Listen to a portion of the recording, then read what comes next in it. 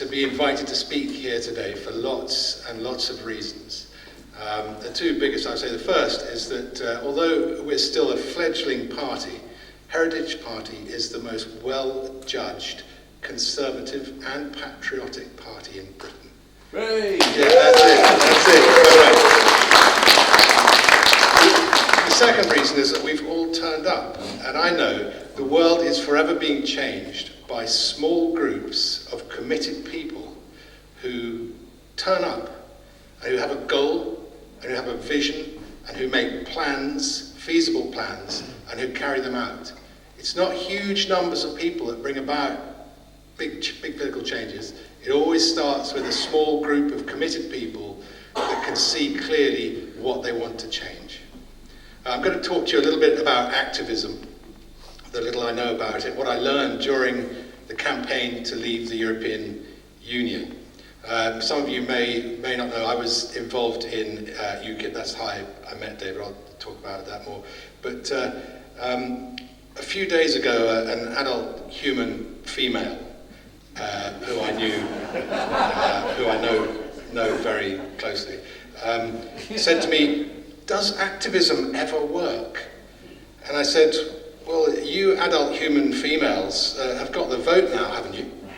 104 years ago, my wife would not have been able to vote. Activism clearly works. Nobody remembers what party any of the suffragettes belonged to, but what they achieved is here with us today. So small groups of committed people can really do the business."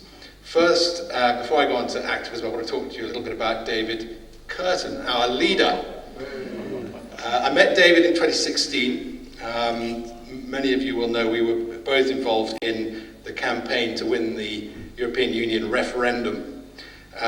Since then, I have always been impressed by his patriotism, his intelligence, his courage in speaking out against discreditable orthodoxies, and his unashamed faith. Christian faith should not count against anyone, anywhere in the world, let alone in a traditionally Christian country. Yes.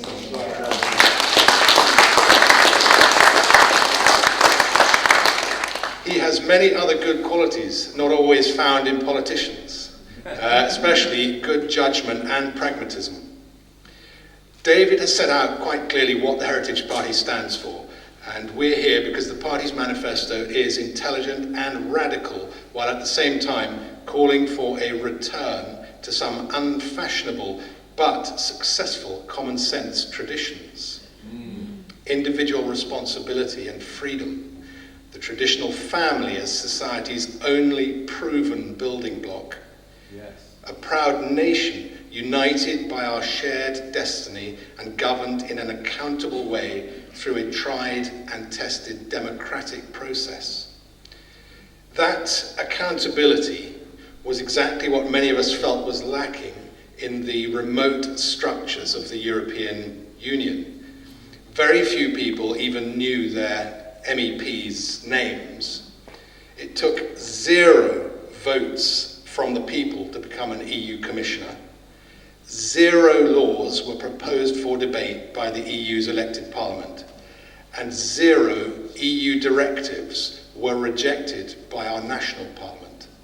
0, 0, 0. Do any of you know what a cargo cult is? A cargo cult, after the Second World War, vast amounts of material were shipped to every part of the world where the conflict was occurring, especially out in the Pacific, which has thousands of islands. And the people who inhabited those islands never had it so good. They'd never been fed so well. They got access to medicines. People came in and built new buildings instantly, and they experienced an extraordinary introduction to the modern industrialized world with huge resources. And then after the war, a lot of that stuff just disappeared. The doctors all went. The medicines got shorter in supply. The buildings fell into disrepair. The airstrips grew up with tumbleweed and so on, and became unworkable, and the planes stopped coming. And these cargo cults grew up in some of the remotest places in the world. And they turned into sort of almost religions. very ritualized. So the peoples on these islands would maintain the runway very carefully to make sure that it was ready for the planes that were not going to come again. And they built little conning towers, and they even built aircraft out of seagrass and bamboo, obviously, which were never going to fly. And they made bits of equipment, for instance, sort of radio sets, and they painted them with charcoal or whatever. They carved them out beautifully to look exactly like the radio sets that the people in the conning tower had used to talk to the planes coming in. But the EU is a cargo cult democracy. It's like a radio set constructed entirely from wood. It's been carefully made to look just like the real thing from the outside, but when you look inside, you discover that none of the components are capable of performing the expected function. So we campaigned for decades. I started in my 20s by volunteering for Sir James Goldsmith's referendum party. Over the next couple of minutes, I'm afraid I'm going to mention UKIP quite a bit. Some of you, this will not be of interest to some of you, but I know there's people here who were involved in that now defunct party. UKIP is dead to me today, but the story of its meteoric rise illustrates the point that I want to make. When Goldsmith died, I merely voted UKIP for 18 years without any hope. I had no hope of success at all. I didn't think that my vote would ever make any difference. But I was determined to vote for what I believed in, rather than play the game of Tory-Labour musical chairs. And it's very important to persuade people to vote for what they believe in, rather than to vote to stop someone else, or vote because they like this candidate or that candidate. Encourage people to vote for what they believe in. So finally, in 2013, a miracle happened. UKIP started to get significant numbers of candidates elected into local government and the EU Parliament in 2014. Until then, UKIP's activists had endured years, actually decades, of gloomy evenings in dank town halls, talking to crowds of 4 people and a spaniel. That was the UKIP experience until then. And suddenly, the party began to look like a threat. And Cameron had to look for a way to see off that threat. Why did this happen? I found myself talking to Samantha Cameron at a party in the bucolic idyll of a Cotswold garden party a couple of years ago. She told me that a man very close to her was desperate to marry another man. She didn't say how, but she was obviously proud that she had influenced Call Me Dave to push through the gay marriage bill without proper debate. This undemocratic lunge by so-called progressive Tories was the last straw for genuinely conservative Tory grassroots supporters. And there was a major exodus at local association level. Many branches suddenly found themselves down to half strength. A significant number of disgruntled Tories went to the obvious refuge, UKIP. UKIP was conservative, libertarian, and ruthlessly opposed to the big government issuing diktats from Brussels. In 2014, UKIP won 24 seats in the European parliamentary elections, forming the biggest bloc. And now even Call Me Dave could see the writing was on the wall. 2 Tory MPs even defected to UKIP. UKIP would split the Tory vote and hand the country to Labour at the next general election unless something drastic could lure back the disgruntled. This is why we were offered the unwinnable, supposedly, EU referendum. It's often said that Call Me Dave did not expect to win the general election in 2015. That may have been because he underestimated the popularity of offering the EU referendum. I thank Samantha Cameron generously for her crucial role in liberating us from the EU. She didn't look very happy. I think she actually didn't realise that she had been influential, and that had really cemented this extraordinary uprising that took place. So the referendum loomed, not just because of the gay marriage bill, but because the UKIP faithful who had been turning up for years to meetings much smaller than this one today were ready when the time came. The independents mobilized. My wife told me to do something instead of ranting at the radio. So I joined UKIP at last, and within weeks I found myself at the first London Grassroots Out meeting in Leicester Square in a room above a Chinese restaurant. There were 100 seats, and there were 4 of us sitting on them. 4 of us. A Grassroots Out rep, half my age, promised us that we were going to win if we followed his simple strategy. With only 4 of us there for all of London, I thought, this is impossible. But I resolved to take on as much responsibility as I could for my conscience. The rest is history. I will never forget the moment at midnight on the 23rd of June 2016 when Sunderland returned 61% for leave, and all of my campaign group at the town hall where we were at the count all looked at each other, and we had big grins on our faces because we knew that was the moment. And we looked at the Remainers. My MP was the leader of the Stronger Together, Stronger In group, and he had promised the borough that the borough was the strongest Europhile borough in the country, and I proved him wrong. And to see them, trickling off, despondent, realizing that it was really over, was one of the greatest moments of my life. And that moment of winning and realizing that you've won the argument, that people have actually listened to what you had to say, and they've gone out and they've put their vote in the box for you, and you've actually got there. It's one of the most electrifying things I've ever experienced, and a bit like seeing my son born. It was a moment of incredible triumph and birth and hope and optimism. So look forward to that, because it will come. If you work hard, if we follow David, we keep saying the right things that so many people in this country agree with and approve of, we will have those victories, we will have those triumphs. And it will start with people getting elected to local government, but it can go much further than that. So you may not think that the referendum has delivered what was promised. You may even have voted Remain. Fair enough, there were lots of reasons why people chose to vote in that.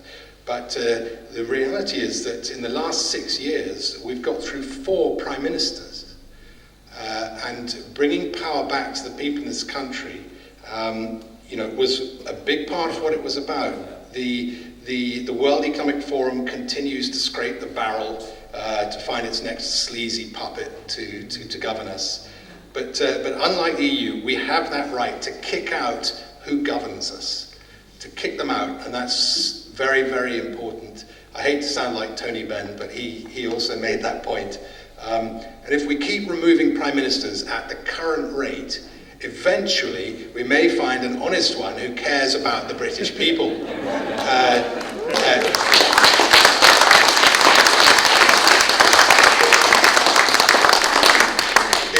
It's a long, long queue, and we love to queue, but David is in that queue, and there are only so many Schofields to jump the queue, so keep going. Few of the dire consequences that we were promised by Project Fear have materialized. I was promised a sandwich shortage, a dogging epidemic, meteor strikes, fingers crossed. But Project Fear was indeed hot air, and it's time now to deliver full cream Brexit, to rejoin Northern Ireland, to diverge from regulatory paralysis, and aim for a wider trade and self-sufficiency in food and energy. Absolutely. Thank you.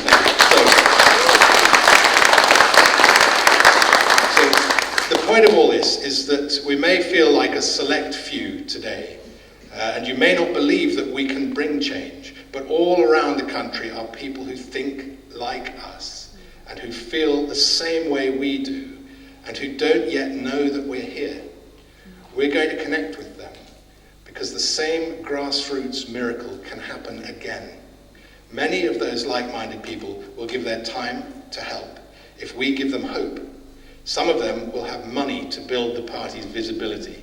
Without activism, we won't reach them. You aren't going to gain supporters and donors if you don't get out there, knock on doors, if you don't trick your way onto the radio. And I'll quickly mention that a story about that. I wanted to get on LBC after the attack in Cannes several years ago. A man drove a lorry into, or no, the lorry drove itself, but he happened to be at the wheel, into a crowd, and he killed many people, tragically.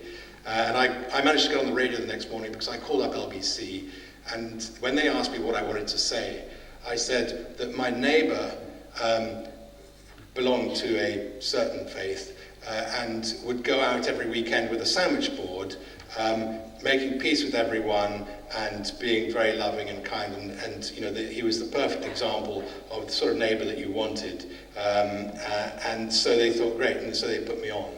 And as soon as I was on, I immediately said, you know, is it possible? I think I actually stated frankly that the man was motivated by a violent religious ideology.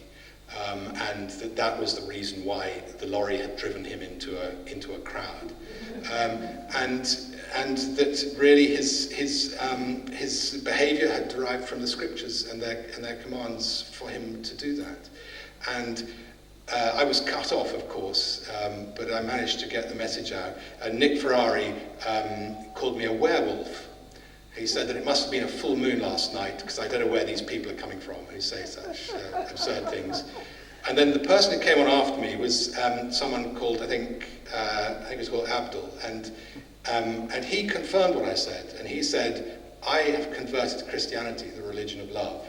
And what the previous caller said is true, that scripture does contain many exhortations to do violence. And that was the origin of this. Anyway, at that point, I think LBC was in complete. I mean, I don't know what happened. They nearly sent out a sort of SWAT team to come and get me. But use a friend's mobile, give a false name, lie about what you're going to say, and then make sure that you tell them exactly what you know they want to hear, and then they will put you on live. Because it's not difficult to fool. They're so keen to hear what isn't really true. And then when you go live, then tell the truth. And you only probably get one chance to make it count. So that if you don't trick your way onto the radio, if you don't build a following on social media, and if your candidates are not on ballot papers, you will not succeed at getting through and getting that message out and finding the followers through activism. Getting candidates on ballot papers is very, very important, because when people see a ballot paper and they see a name on it, they say, that looks interesting. In 8 years' time, when I've seen that name on the ballot paper twice more, I might vote for it. So get on those ballot papers regularly. It doesn't matter if you get 10 votes. Get on the ballot paper. Anybody in this room should be aiming to be on the ballot paper, certainly in local elections. It's not expensive. There's a little bit of paperwork. But you'll get plenty of help from the party in getting through that. Get on that ballot paper so they see our name on the paper. It's crucial. During the referendum campaign, my group distributed about 1/3 leaflets, 20,000 car stickers, and there was a picture taken of me with a poster that said, "Don't swallow Dave's pork pies." It was published in, so far, I think 180 publications, including New York Times, Washington Post, Wired magazine, The Guardian, The Times.